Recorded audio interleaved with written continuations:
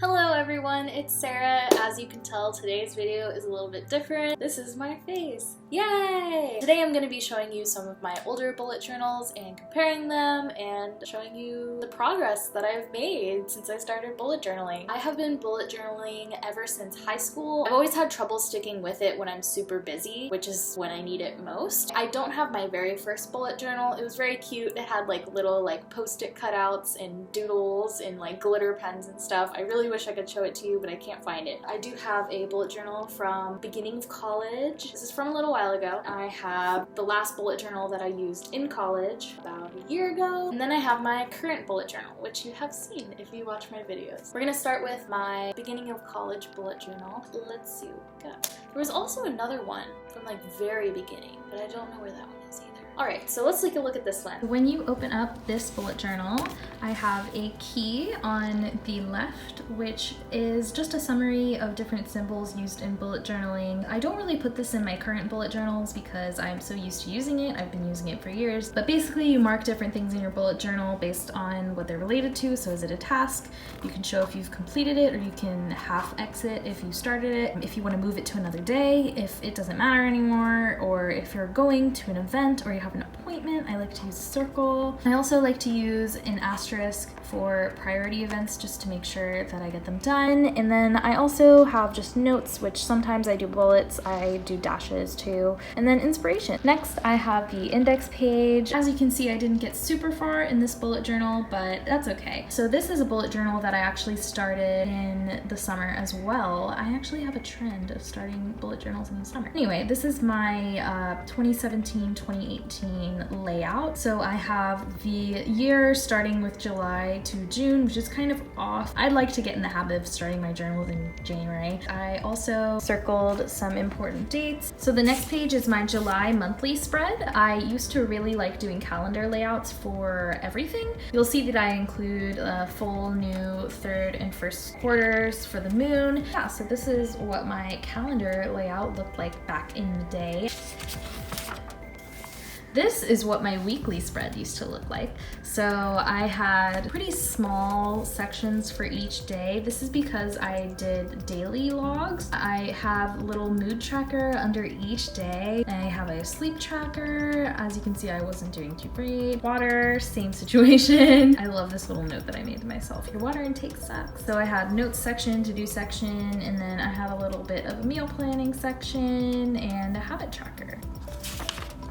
These are some of my daily spreads. I actually really like the way that I laid this out with like the header and then the cute little leaf theme. But yeah, these are some of my dailies. I made a little wish list. I really liked this font. I think I actually just copied it, but I think it's really cute. This is another weekly spread, and I pretty much just kept it the same layout. Oh, I also would put little weather bits up here, but I think I found out that that didn't work because the weather changes like every single hour. These are some more dailies, and this is a list of books to read. I've checked a couple of them off probably, but I need to actually revisit this list. It's good that I'm taking a look at this journal. Some more dailies, there's a lot of space for that. This is some planning for something. This is another monthly spread. I pretty much kept the same layout with just a big calendar and then a little tiny goals section. These are some more of my dailies. As you can see, I really piled on all the stuff I needed to do and migrated a lot of things. This is just an idea of things to do when I'm bored because I was having trouble with motivation and things like that. So I just made a list of things that I want to do more. This is a page of things that I wanted to keep in mind at a certain time. These are some other dailies, but I changed it up a little bit. I made a cuter title and then spaced it out a little more. And then this is one of my first schedules that I drew in a bullet journal for classes. As you can see, it's not very visually friendly, but it had my work schedule and also my class schedule on there. Next, I have a cleaning schedule. It's similar to what I have in my current bullet journal, but that was that. And then I have one of the first self-care pages that I made. It just has bullets of things I need to do in order to make sure that I'm my best self. And this is one of the last pages, just another daily, and then also some more dailies that I formatted a little simpler. Alright, so that is the oldest bullet journal that I have to show you. Let's move on to my most recent college bullet journal. I did a flip through of this journal in another video. I'll put that in the description box. So let's take a look at this and see what changes I made. This is the most recent bullet journal that I have from college. So you'll notice this one does not have a key. That's because I became very comfortable with the key and I just didn't feel like writing it out, honestly. This is my index. I gave myself 2 columns in this one because I noticed that it gets filled up really fast, especially if you do daily spreads. So I made sure to give myself enough room. This is my overview, and it wasn't for a full year because I knew that during this semester I was gonna be super busy. It probably wouldn't all fit in this journal, so I just did a 6-month overview. And then this is my fall schedule that I did. I just did a timetable that was color-coded for classes. What's neat about this is I actually did 2. This is my work schedule for the same semester, and then my class schedule. They have blocks for each other in each schedule, so it's easy to look at one and know what free time I have, but then I can specifically narrow it down to classes and work. Next, I have these syllabus pages. For each class that I took, I made a page with the lecture schedule, time, day of the week, location, professor email, office hours, grading, all of that, quizzes, exams, final. And I found this to be really helpful because then I just had one place to look at all of my syllabi, which I basically summarized. You know, syllabi have all these unnecessary things in them and you don't want to have to look through it for what you need. So I thought it was a really good idea to just narrow it down to the most important points of the syllabus, and then I have them all in one place, which is really nice because then when I'm planning my month, I can just look at all these and put it onto my monthly. Let me know in the comments below if you want to see a detailed video on how I made these, because I can definitely do that for you guys. This is an expenses page that I had. It's a little bit different than mine now, but it's basically the same. This is a weekly spread that I was super proud of. This is when I started incorporating gratitude into my weekly spreads. For this, I just gave it a box. You'll see how that changed in the next bullet journal, but I have a habit tracker, gratitude box, assignments instead of notes because school was life, and then a nice spacious weekly spread with the moons, and mostly the space is for information. These are some dailies. This is something I got from maybe Pinterest, but it's an assignment tracker, which is really nice. You have the date that you receive it, the assignment, when it's due, and whether you're done with it, which I really liked. This is a monthly spread that I condensed into one page, but it's still a full calendar. So what I did for this one, I really love this header. I didn't write the specific events in the calendar itself, but I had the calendar and then an important dates section. So basically what I would do is I would make a symbol or a color code for each important date, and I would put it in here so that I can link the two together. And then I also had a notes section. These are some more dailies, and then here's another weekly spread. I kept with the same theme pretty much throughout this entire journal, where I just had habits, gratitude, notes, and I also kept with having a large space for information. I also started doing positive affirmations at the top for weekly spreads. Let's see what else. This is another weekly spread, same format, positive affirmation. I really like that theme. This is another assignment tracker that I made. Pretty much the same principle, just different decorations. But yeah, this journal is pretty much the same throughout. I didn't really change up the formatting a lot. I was really busy. Didn't feel like experimenting with things. Look at the little aliens. Pretty much the same throughout. I don't know if there's really anything else unique about this. But yeah, this is how I formatted my bullet journal. Yeah, this goes on for a while. Finally, you have the most current bullet journal, which I love and I adore. And I feel like I've come a really long way in bullet journaling, and looking back on this in a few years is going to be really cool. So you'll see directly comparing this that it's a little different. First of all, I haven't filled out my index because I'm lazy. Still no key. I started with a quote to open up the journal, and my weekly spreads look a little bit different throughout this. So I don't know what I was doing with this. I had it stretch across Monday through Thursday on the top, and then the weekend here. I don't know. And then I had notes coming up, habits, habits, and I started doing a gratitude box that was a little bit different. So you'll notice in the last journal it was just one box. This is also one box, but what I mean is I made space in this box for each day of the week to write something that I am grateful for. I finally started doing mood trackers with this bullet journal as well, which I really love, and I am planning on keeping that. Here are some daily spreads. You'll see that I didn't do as many daily spreads in this journal just because I like to fit it all on my weekly. It really saves space. This is my expenses page. I like the way this one is laid out more. This is one of my meal planning pages. I'll probably do a video in the future of comparing all of the meal planning pages that I've tried. This is a water tracker. I just drew a glass of water for each day, filled it in per 8 ounces. This is a concerts page. Basically, for all the pages in here, there's probably a video that's linked to it. Here is my job search page where I kept track of where I was applying.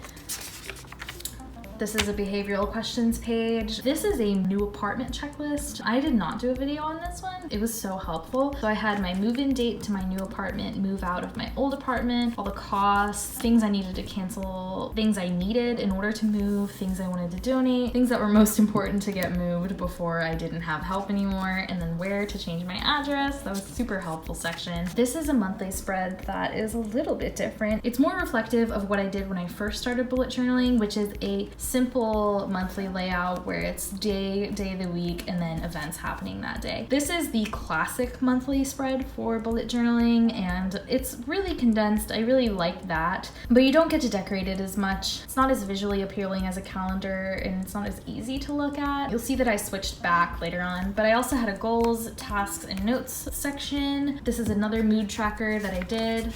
This is another weekly spread that I did. It looks a little bit different. You can see it starting to become more spacious per day, and that's because I stopped doing dailies in this journal, but I still kept notes coming up, gratitude with every day of the week, and then habits. This is a work schedule that I made similar to the timetable that I did for my classes in my most recent college bullet journal, and I also had an outline of my work responsibilities here. This is another meal planning page that I did.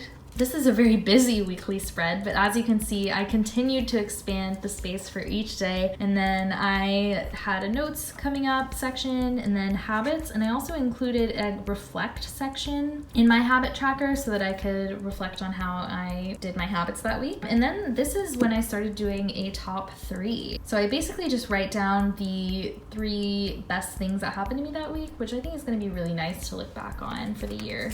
This is my lunar calendar page, and it's basically for each month I write what moons are happening and what day of the month they're happening on, and then the name of the moon. This is just Sagittarius because I'm a nerd. This is moon phase magic, basically things you can focus on during each step in the lunar cycle. Also tarot spreads. This is another weekly spread that I did, and then I was gonna move in the next week, so I made a little section for that. I love that bullet journaling is so adaptable. This is recipes, more recipe stuff. This is another monthly spread that I did in the same format. This is another mood tracker. Didn't change that much. My weekly spreads also stayed pretty much the same. I also did these routine pages for my morning and my night routines. That is in another video as well. This is another weekly spread. I started doing less line work, I guess. I only separated each day by a line. I didn't really like make the complete box. I kind of like the way that looks better. I also kept the same sections. I got rid of reflect for habits because I didn't really look at it much. Kept the gratitude and top 3 sections. This is another meal planning page that I did where I just have my options for each meal of the day, an eat out allowance, which honestly keeps me in check. And then I also included a water intake schedule on the same page. This is a yoga routine, and I also have a workout routine. Here, more weekly spreads. Basically, I just cleaned it up along the way the past few weeks. I still have the same sections for the most part, and honestly, I really like the way that this turned out. I started giving myself more space on here so I could turn them basically into dailies within my weekly spread, and then I try to do a quote. This is my current housekeeping schedule, which is also in a video. This is my July reflection, more weekly spreads. I really like to, oh, this is when I started the cactus theme, which I really love. I'm also wearing a cactus shirt in this video. And then this is the first calendar monthly spread that I did in this journal. I really like this compared to the small one-page one that I did in my college bullet journal because it's just, it's so much nicer to look at when it's all spread out. I can separate Monday through Thursday from the weekend, and then I still kept the same boxes on the side, but I really like this layout more. It's a lot more visually appealing to me. This is my mood tracker for this month. I really like the mood tracker in this journal. This is another meal planning page that I did, and this is last week's spread, I think, maybe the week before, I don't know. But this is one of the other weekly spreads. As you can see, they just keep getting more and more like minimal. I try to give myself a lot of space for each day. And then these are my self-care pages, which I just recently uploaded a video on. Basically a quote, grounding techniques, ways that I can be kind to myself, and then the August reflection I made a section for. And this is this week, so yeah. Alright, and that's the comparison of my 3 most recent bullet journals. I hope you enjoyed this video. As you can see, there's always room to grow and change how you bullet journal. It really just depends on what you enjoy doing and what you need at the time, and how much time you have to dedicate to decorating your bullet journal and things like that. I love bullet journaling. I've stuck with it for this long, and I'm excited to see what I create in the future, and I hope you are too. Thank you so much for watching this video. I really enjoyed making it for you guys. Let me know what you think in the comments below and share some snippets of your bullet journal journey. Also, don't forget to subscribe to my channel and click the little bell so that you can get notifications when I post. Thank you so much for watching. I'll see you next time.